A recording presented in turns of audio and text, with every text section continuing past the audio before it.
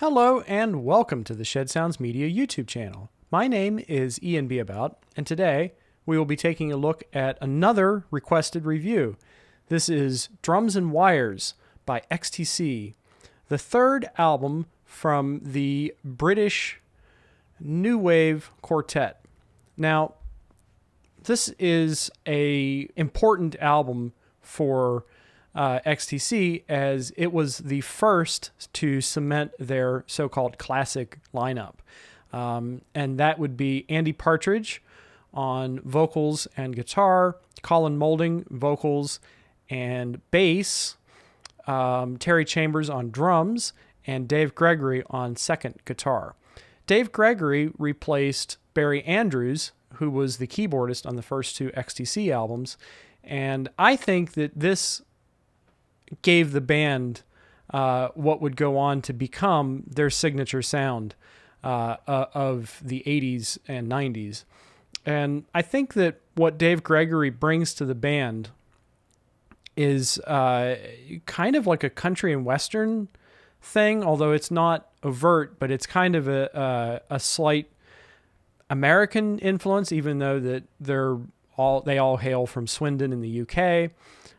But it also gave the band the opportunity to do a lot of interlocking guitar parts, because Andy Partridge, I always considered Andy Partridge to be an artist first, not necessarily a musician, but he's an artist and songwriter first. And I think that Dave Gregory gave the band not only that little bit of country twang, which was unique, but he also allowed them to do a lot more challenging things and more challenging interlocking parts. And sometimes it even bordered on Captain Beefheart territory, because that was like a staple of a lot of the classic Magic Band albums, was that dual guitar sound.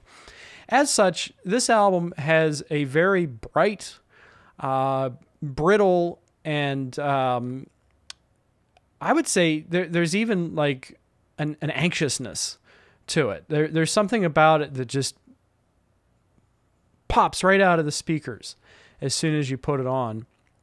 And you have a track like Making Plans for Nigel, which is a Colin Moulding track and one of the band's first hit songs. And still, I think that's the song that maybe most people associate with the band XTC. And you have this cyclical drum part performed by Terry Chambers that's a relatively common drum part. Like, you can kind of hear it in like maybe some Tears for Fears stuff like The Hurting. But in the case of this performance, it's performed on the wrong drums. So he's kind of changing up this pattern and playing it in a different spot than where it would normally be played. And it instantly gives the song something unique and memorable, but also familiar. There's also a strange familiarity to it. And there's also this quality to Terry Chambers' drumming that my friend Derek would describe as meathead drumming. And this is like straight out of the John French drumbo school of, it's not necessarily like kick snare type drumming. It's very, primitive. It's very primitive. And, again, like, this brings back references to drumbo John French for me. You also have a song like Helicopter, which is the first Andy Partridge song. And the guitars in this song have this sensation to me of like you're scratching an itch on your arm and it won't go away. And the more you scratch it, the worse it gets. And I know that this almost sounds like I'm describing something that I don't like, but I actually find this kind of playing really effective and awesome. Like, I enjoy this kind of, as I said, anxious playing. And then, another song that I really love is When You're Near Me, I Have Difficulty, with, some of the guitar effects, especially the part where he says, I feel like an Iceman. There's this chilly sound to it. And it's really, it's really interesting music. And a lot of times, the vocals have this quality to them. I know Andy Partridge described them as the seal bark, his own vocals. And it's a fascinating vocal style because it's not something that evokes like great singing. In fact, I think Colin Moulding probably has the better singing voice of the two. Certainly the more commercial sounding singing voice. But there's something about that seal bark singing these catchy melodies that makes this album get under your skin. And you kind of never forget it. You never get it out of your system. A song like Day In and Day Out, which is kind of about the daily grind, the 9-to-5 job. And again, like this does fit in the themes of a song like Making Plans for Nigel, which is also about parents planning their child's lives and their profession potentially before they're even out of high school or maybe even before they're even born. Like this is the idea of working class society and kind of the problems inherent with capitalist structures. And that I think that is maybe a theme that runs through at least Colin Moulding's tracks on this album. Again, like Day In and Day Out and Making Plans for Nigel. 10 Feet Tall is kind of like a classic example of the Andy Partridge unrequited love song, or Butterflies in Your Stomach nervous love song. And again, this to me is backed up by a lot of the playing style and the energy style, which is kind of influenced from this place of anxiousness, of unrequitedness. A song that I think doesn't get mentioned a whole lot is Roads Girdle the Globe. And that's another like Andy idiosyncratic vocal performance. And it's one of those songs that isn't immediately likable. In fact, I could kind of see it being annoying to some people, and maybe it was to me the first couple times I heard it. But I've actually grown to think it's one of the best songs on the album. And it fits right into that new wave post-punk world of, again, post-Beefheart bands like Gang of Four, the Soft Boys with Robin Hitchcock. Like it sounds like it could be on one of those artists' albums too. Reel by Reel, one of their most classic songs, probably one of their most well-known songs, featuring a wonderful guitar solo from Dave Gregory. That again, it's almost Steve Howe. Like I remember I mentioned that Steve Howe of Yes was another artist who drew upon country and western and brought it into a context that it wasn't usually heard in. And that's another song that kind of has that, I hesitate to say Chet Atkins like, but it's some really stunning guitar work, I think. Millions is kind of a weird song. You have this influence of dub that almost brings back Public Image Limited to me, with jaw wobble type bass lines. We'll kind of revisit this thread on the last track, which I'll get to in a moment. That Is the Way. That song to me almost predicts later XTC albums like Oranges and Lemons that would often have these uncharacteristic instrument solos in the middle of an otherwise, fairly good but somewhat standard new wave punk song. In this case, we have a trumpet player who appears and brings this song almost to Beatlesy heights. Like it almost sounds like something off of Magical Mystery Tour if played by a post-punk new wave band. Outside World is the only song that I find kind of forgettable. I don't love this song, and it also kind of sounds like a lot of other bands to me. It doesn't really sound unique. But I still like it. I wouldn't necessarily skip it. That is to say, though, that the last two songs on this album, I think, are the most unique, the most original, and the best. And they are Scissor Man and Complicated Game. Scissor Man is another Andy Partridge song, and now we're crafting this comic book villain who's a vigilante out for justice against the evil people in the world, and his weapon of choice is a pair of scissors. And the idea that this comic book vigilante hero keeps a list of names who are bad people, and those are the people he's going to take out. He's like a serial killer, but in the Dexter sense. He's a serial killer, but his morals are in the right. And I really love that. I really love that as an idea. And I think that this is, again, Andy Partridge's personality coming through, because he's a self-confessed science fiction nerd, comic book nerd.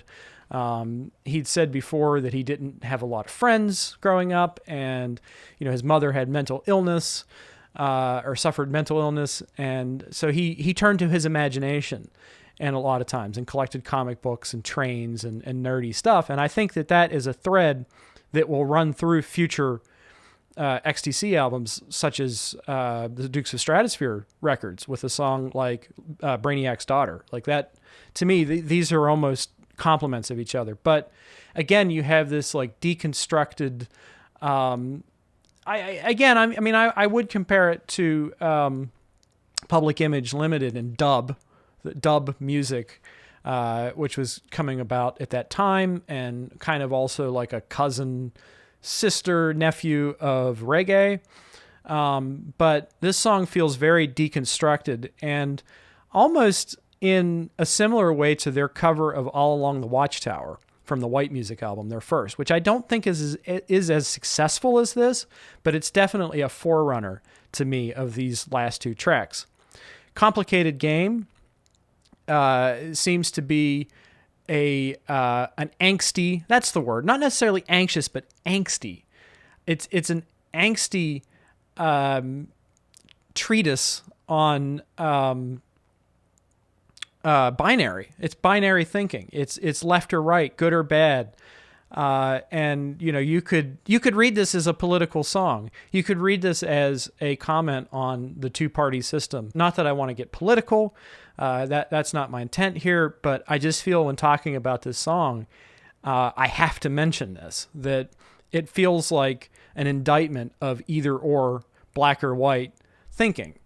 And just it's like a statement of frustration with the idea that this or that. Why can't we have a spectrum, a different differences? Why can't we have more differences? Why does it have to be a stark choice? There's a really cool studio trick where Andy Partridge did not listen to the backing tracks. He actually took off the headphones and just wailed that guitar solo. And I listened back to it a couple of times last night in preparation for this review, and I started thinking, that almost sounds like he knew what he was doing, like he was listening to the track, but it is meant to be a free-form expression. And again, he did it because he read that Captain Beefheart did something similar, presumably on the Trout Mask Replica album, where he recorded many of his vocals without being able to hear the backing track. He could only just hear the bleed through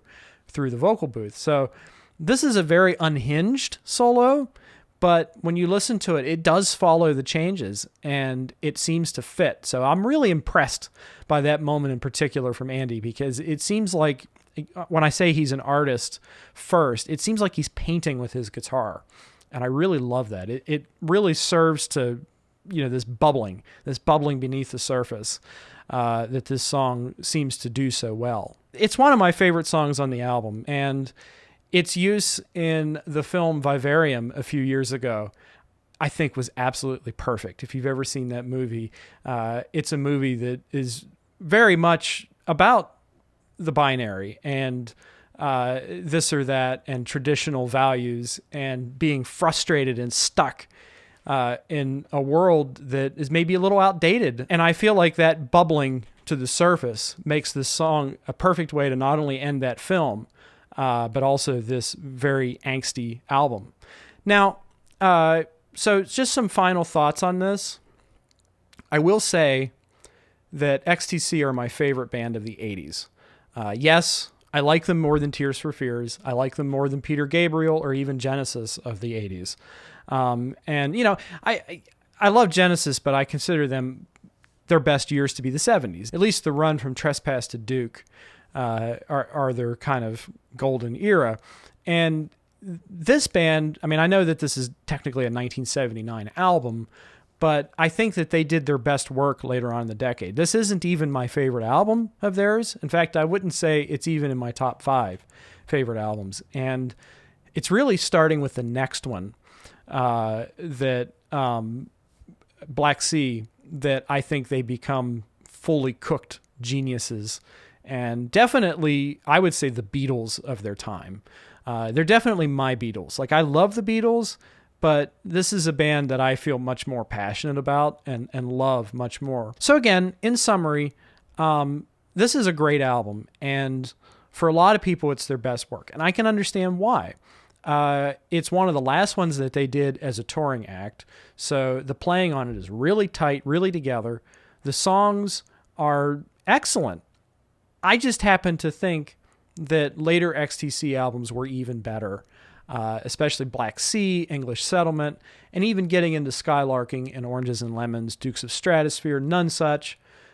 I think that those quote-unquote mature albums are perhaps even better than this one. And they definitely, like, Andy's voice matured on those later recordings, and he becomes more melodic. And really, he becomes the primary songwriter. At this time, you could be forgiven for thinking that Colin Moulding was the primary songwriter because he has so many great songs on this album, whereas Andy's songs are still cooking. There are some great Andy songs, but some of them I think, he got there. He reached there through work on later recordings. So, yeah, I think that just about wraps it up for my thoughts on this album. I will say that the Steven Wilson remix in 5.1 surround sound is an excellent way to enjoy this album, and it's a very creative use of a three-dimensional space. Especially the back speakers are extremely active in this recording. It's a very punchy mix, and you can hear the drums so clearly. They're not boomy, but they also have a lot of heft and power to them. The guitars sound very clear, and especially when there's any kind of interlocking guitar with Dave Gregory and Andy Partridge, I just get a big smile on my face listening to this album. I love the playing on it. I love Terry Chambers' drum work. Terry Chambers, of course, would leave the band after 2 more albums. He left during Mummer a couple years later. So I really like having him here, and he's definitely very much part of the band's sound at this time. And of course, Colin Moulding's bass parts are second to none. He's very much in the Paul McCartney or Chris Squire school, but there are some parts on this that are very evil sounding, especially on Complicated Game. There's some just gravelly, almost John Wetton style, distorted bass that you hear on this. It's very evil sounding, and I love it. He's one of the most creative bass players. And, again, this is an example of a band who are polyphonic in nature. It's not like you have the guitar and bass doubling each other, like, say, in Black Sabbath. This is everybody kind of playing their own part in a similar way to the Stranglers. I would compare them in that sense to the Stranglers, another contemporary band from 79, 80, 81, and beyond. So, yeah, it's a great album. Do I recommend it? 100%. Absolutely. I recommend the band's entire catalog. Again, this is my sweet spot. When it comes to 80s music, I think these guys are hugely, enormously underrated. All right, well, that concludes today's review. Once again, my name is Ian Beabout. If you enjoyed this, please feel free to like the video and also subscribe to the channel. By subscribing, you show your support in, you encourage me for one thing, but you also encourage the algorithm to promote my videos more, which I appreciate. Also, liking helps with that. So does leaving a comment. So feel free to leave me a comment. Like, what is your favorite song on this album? That's something that you could tell me. Or what is your favorite XTC album? Do you have a recommendation for something that I should talk about on the channel? I would love to hear from you. Nothing else to say other than if you are looking to make a donation to the channel, I have included a link to my Amazon wish list in the description, which does include 2 XTC albums. It includes White Music and Go 2, both of which I do not own any longer. So, yeah. Again, if you want to support the channel beyond just watching and liking, subscribing, commenting, etc., which is enough, trust me, that's enough. But if you would like to support it even further, you may make a donation in the form of a purchase from my wish list. I would greatly appreciate it. All right, that's it for me for today. I will talk to you real soon. Bye-bye.